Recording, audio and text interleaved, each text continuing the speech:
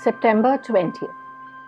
Prayer should not be regarded as a duty which must be performed, but rather as a privilege to be enjoyed.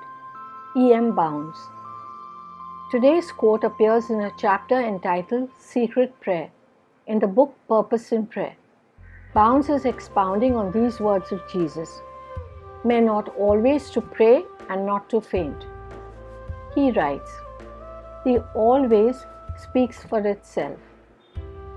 Prayer is not a meaningless function or duty to be crowded into the busy or weary activities of the day. And we are not obeying our Lord's command when we content ourselves with a few minutes on our knees in the morning rush or late at night when the faculties, tired with the tasks of the day, call out for rest.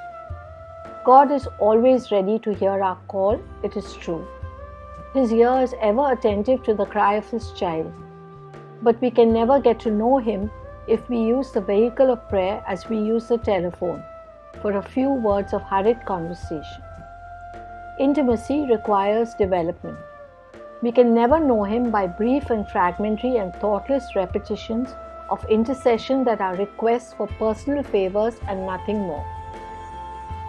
That is not the way in which we can come into communication with Heaven's King. The goal of prayer is the ear of God, said Spurgeon, and this is a goal that can only be reached by patient and continuous waiting upon Him, by pouring out our hearts to Him and permitting Him to speak to us. Only by so doing can we expect to know Him, and as we come to know Him better, we will spend more time in His presence and find that presence a constant and ever-increasing delight. Always does not mean that we are to neglect the ordinary duties of life. What it means is that the soul that has come into intimate contact with God in the silence of the prayer chamber is never out of conscious touch with the Father, that the heart is always going out to Him in loving communion, and that the moment the mind is released from the task upon which it is engaged, it returns as naturally to God as the bird does to its nest.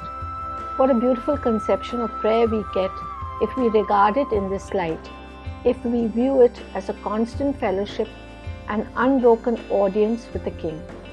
Prayer then loses every vestige of dread that it may once have possessed.